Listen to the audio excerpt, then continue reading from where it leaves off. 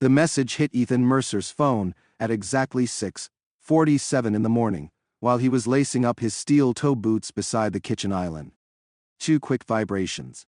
He figured it was probably something from work. Maybe a shift adjustment. Maybe another weather warning about the storm system moving through the county.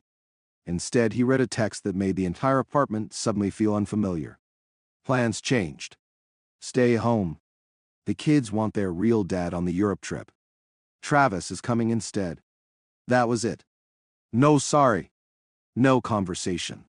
No discussion. Just a finalized decision delivered like an update from Human Resources.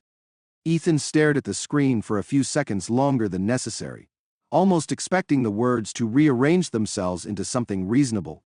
They never did. The coffee machine kept dripping in the background.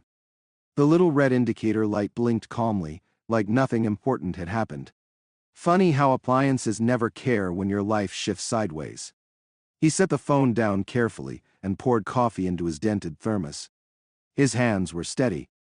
That surprised him more than the text itself. Then he sat at the kitchen table. The same table where he and Melissa had planned a Europe trip half a year earlier. The same table where he had compared airline prices, highlighted travel dates on a calendar, and volunteered for extra shifts at the ceramic plant so they could afford decent hotels instead of cheap tourist dumps. He had literally paid for the flights the week before. Apparently, just not his own seat. The apartment was painfully quiet. Melissa had already left town the previous afternoon with her son Carter and daughter Lily. They were staying with her sister before the international flight the next morning. 2 weeks in Europe. Museums. Cafes. Photos in front of old cathedrals and cobblestone streets. Ethan had been excited about it once. Now the thought made him feel stupid. He unlocked his phone again and checked the accounts. Their joint checking balance had dropped almost to nothing after the airfare purchase. 3 tickets. $1,900 each. His private savings account sat untouched underneath it. 5 years of emergency money. Separate. Protected. The one account nobody else had access to. Then he opened his email. Flight confirmations. His credit card paid for everything.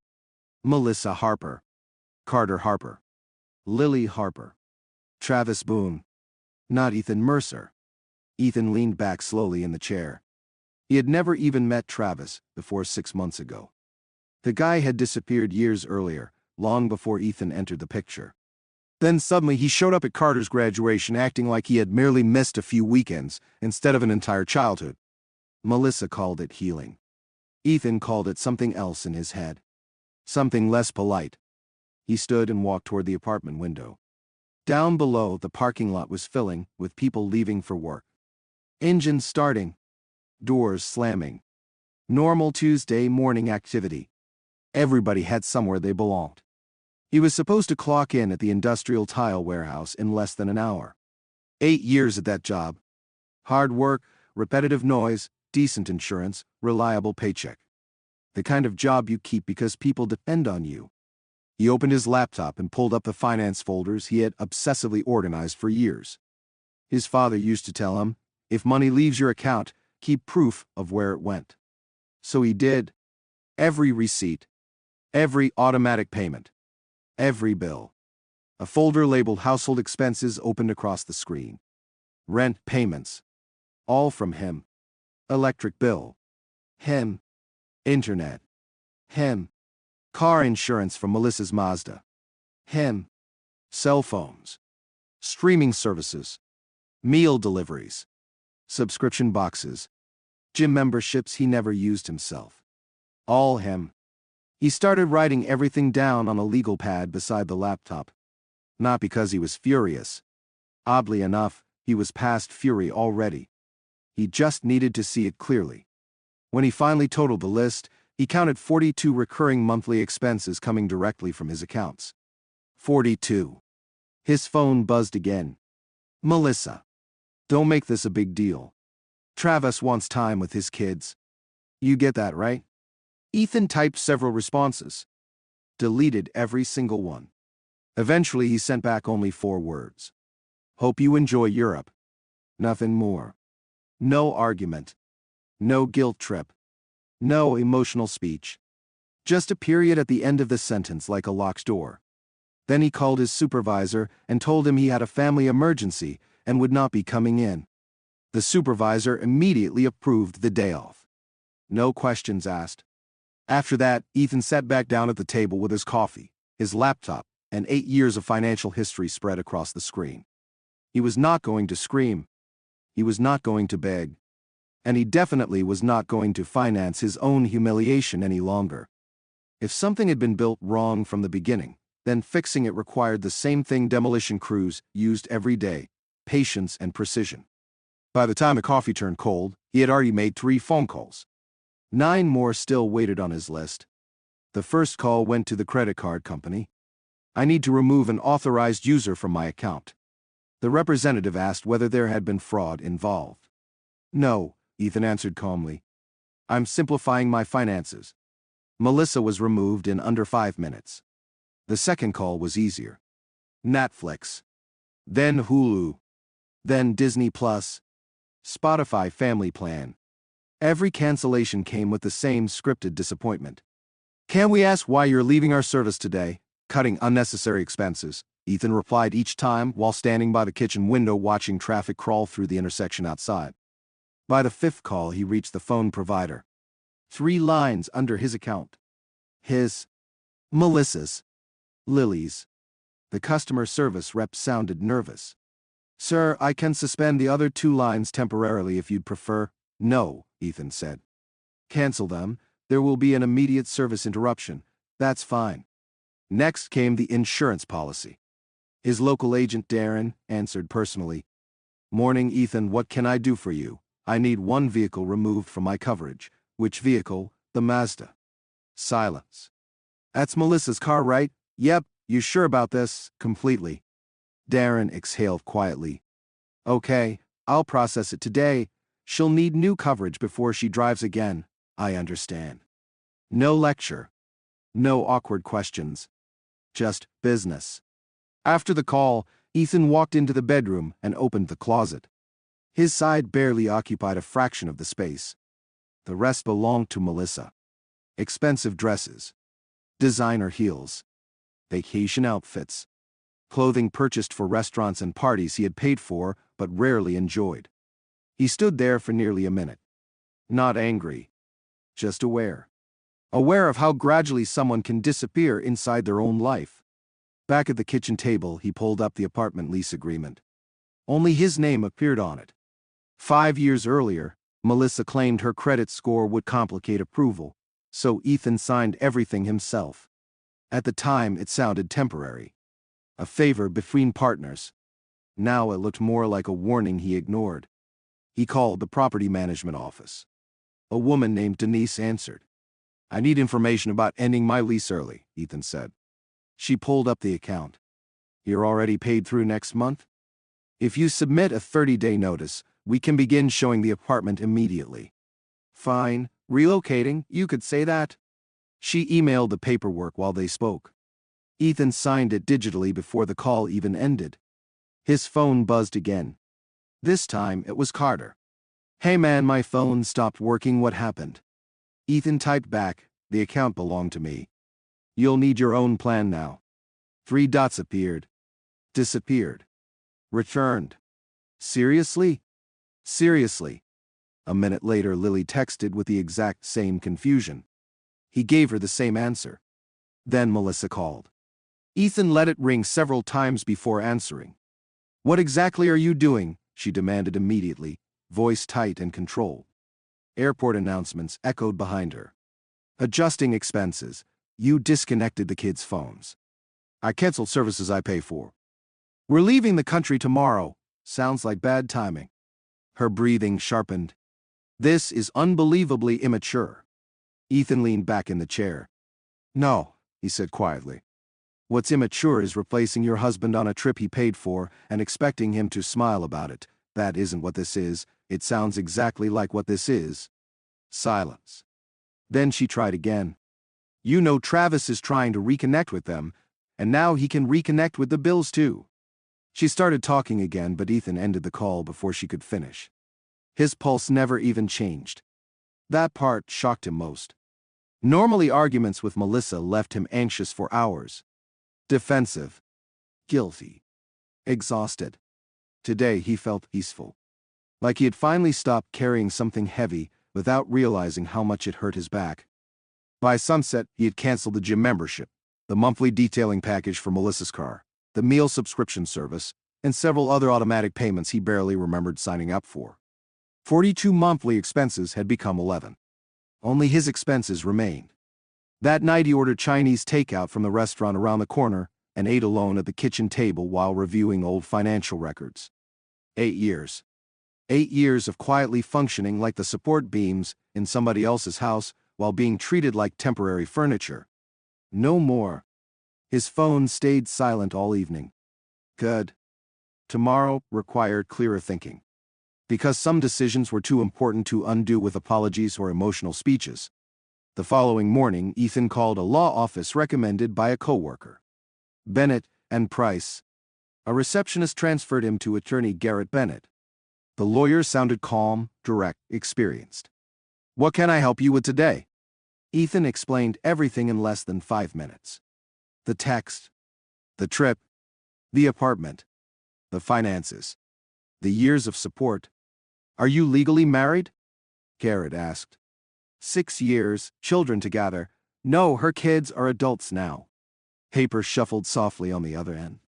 And the lease is entirely under your name? Yes. Utilities too? Yes. Then you absolutely need to document every financial contribution you've made, Garrett said. Every payment. Every account. Every transfer. Keep copies of all communication from this point forward. Attorney Garrett Bennett paused for a moment after Ethan finished explaining everything. If this turns into a legal fight, he said, you're going to want every receipt, every payment record, every message. Ethan leaned back in the chair and glanced at the folders already open across his laptop screen. Already organized, he answered. Good, Garrett replied immediately. Then you're ahead of most people. Paper shuffled on the other end of the line. For now, avoid emotional arguments, keep communication short, save everything. If she files anything in court, call me first, I will. After hanging up, Ethan closed the laptop halfway and rubbed his eyes. Oddly enough, he didn't feel exhausted. He felt focused. Like his brain had finally stopped wasting energy trying to hold together something already broken. About 20 minutes later, Denise from the property management office called him back. I may already have somebody interested in the apartment, she said. Young couple relocating here for work. They'd like to see it this afternoon if that's okay. That's fine, Ethan answered. The couple arrived a little after 2. Mid-30s. Professional looking. Calm. The kind of people who carried folders instead of chaos. They walked through the apartment asking normal questions. Utility averages. Parking availability. Noise levels. Nobody asked why Ethan was leaving. That part almost made him laugh. At the end of the walkthrough, the husband looked at his wife, then back at Denise. We'll take it, he said. If the first is available, it is, Denise confirmed with a smile. By evening, Ethan had signed the final paperwork. Lease termination. Security deposit transfer. Forwarding information. He left the new address blank. After that, the apartment no longer felt like home. It felt temporary. Like a hotel room where checkout time had quietly passed days ago. That night, he started packing. Turns out, 8 years of emotional investment fit into surprisingly few boxes. Most of the furniture belonged to Melissa or had been chosen by her. The oversized couch. The decorative shelves. The expensive dining set Ethan never even liked. His actual belongings were simple. Work clothes. Boots. Laptop. A handful of books. Photos he almost threw away but didn't.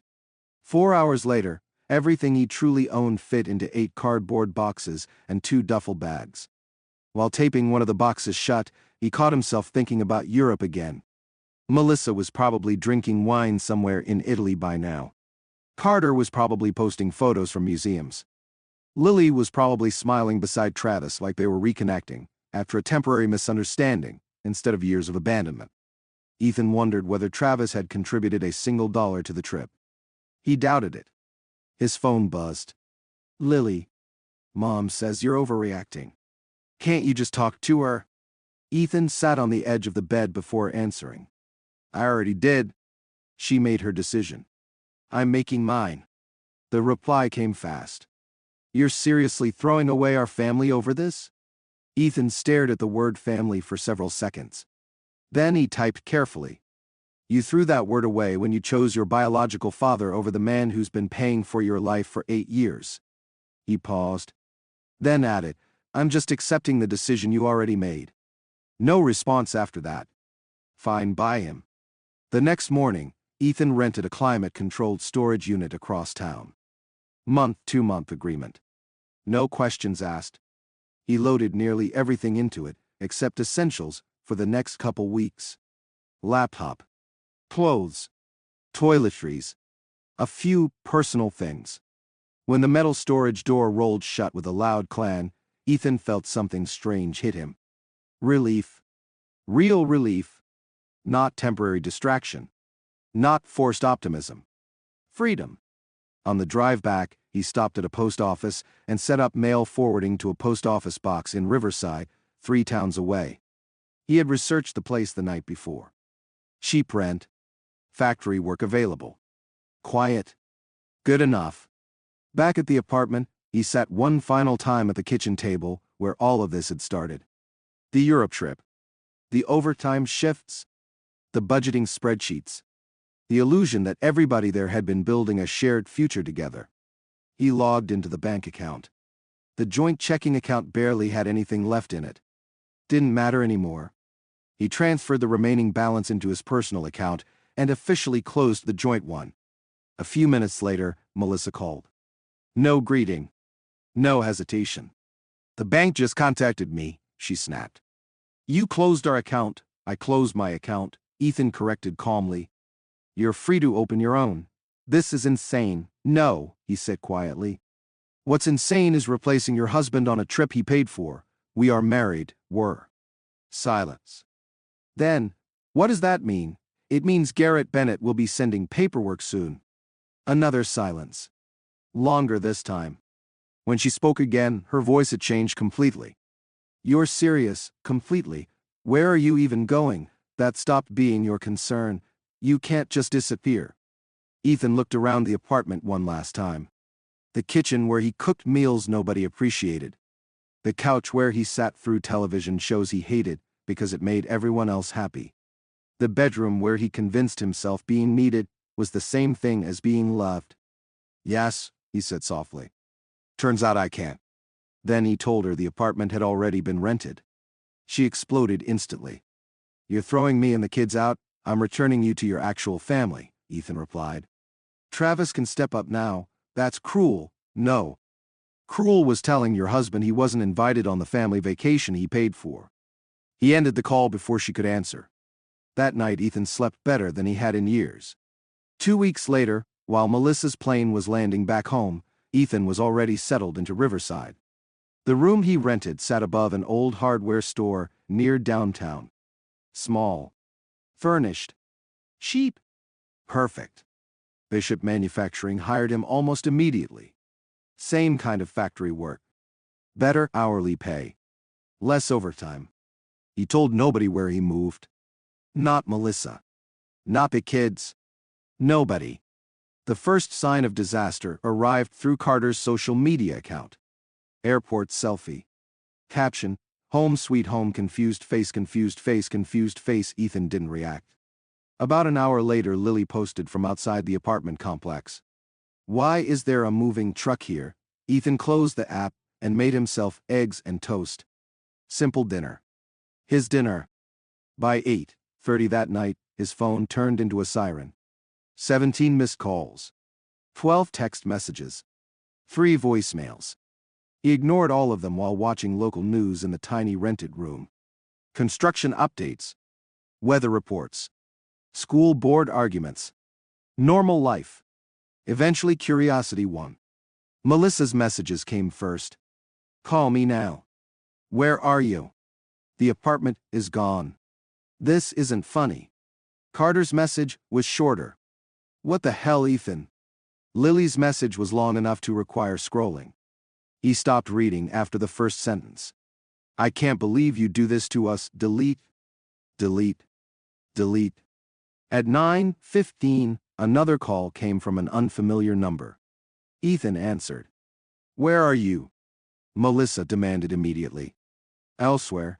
There are strangers living in the apartment. Our apartment, she corrected herself. No, Ethan said calmly.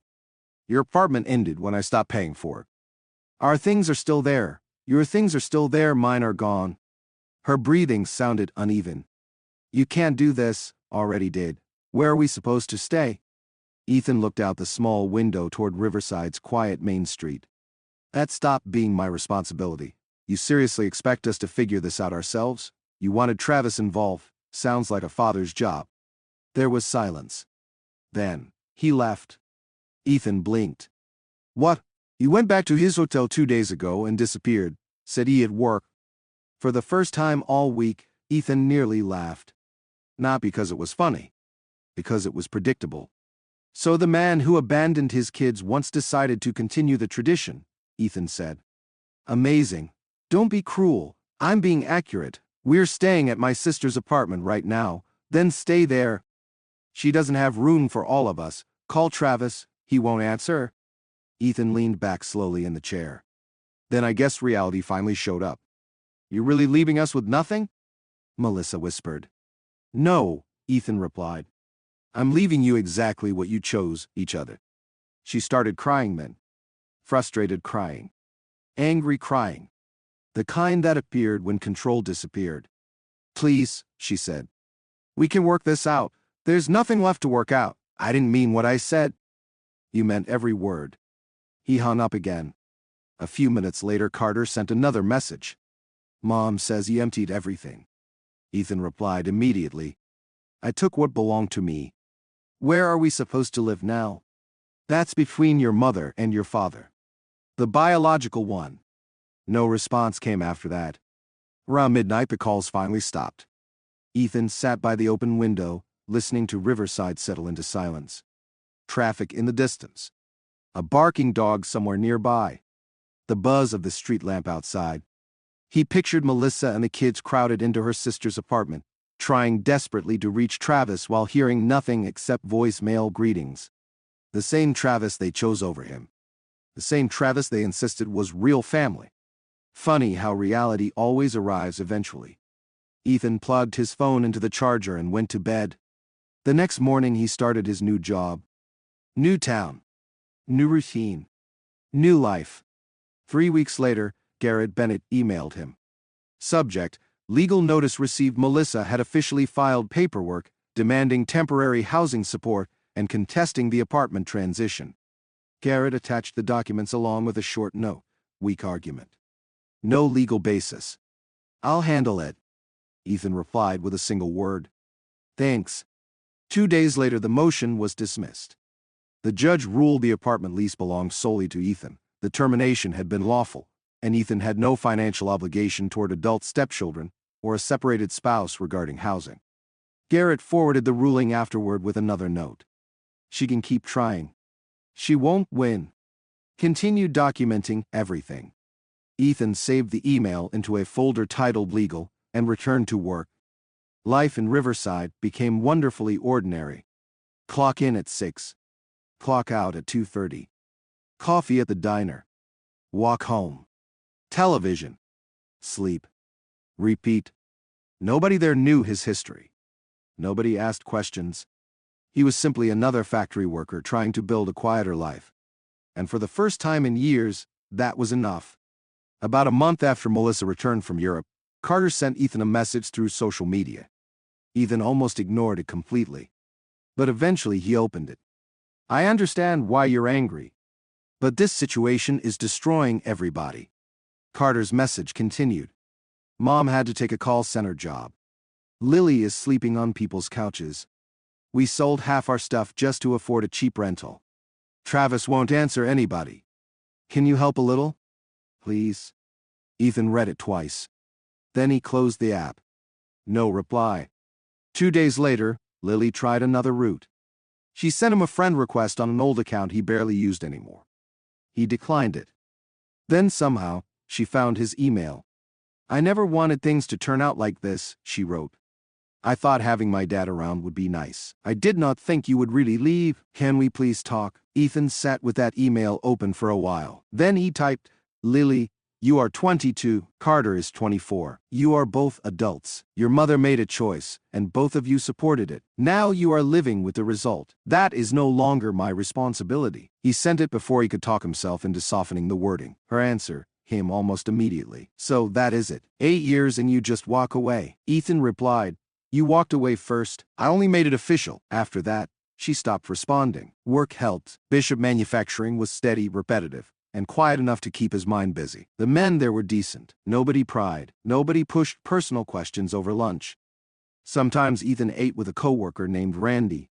They talked about football, rising grocery prices, road construction, and whatever strange thing had happened on the factory floor that week. One afternoon Randy asked, "You from around here?" "No," Ethan said. "Moved in about a month ago. Family nearby?" Ethan took a sip of coffee. "Not anymore." Randy nodded once and let it go. Ethan appreciated that more than he could explain. 6 weeks into his new life, Melissa sent one last long message. This time, the confidence was gone. She wrote about how hard everything had become, how she had underestimated what Ethan carried, how Travis had vanished again and refused to answer calls, texts, or emails, how Carter was working 2 jobs to help cover rent, how Lily had dropped a college class because she could not afford the books. Then came the line Ethan expected eventually. "I made a mistake."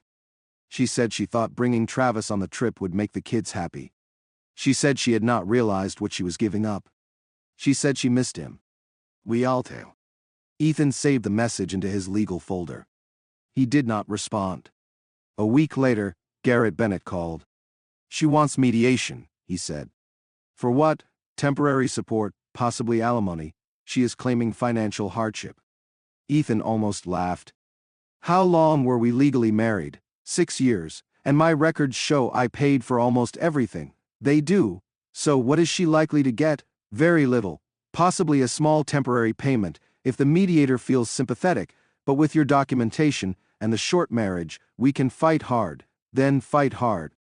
The mediation lasted 30 minutes. Garrett handled it over video while Ethan was at work. When Ethan returned to his room that evening, Garrett had already sent the summary. Melissa requested $2,000 a month. The mediator suggested $500. Garrett countered with 0. They settled at 0. Case closed. The email ended with, "Divorce should finalize in 60 days. Ethan moved the message into his legal folder and made dinner.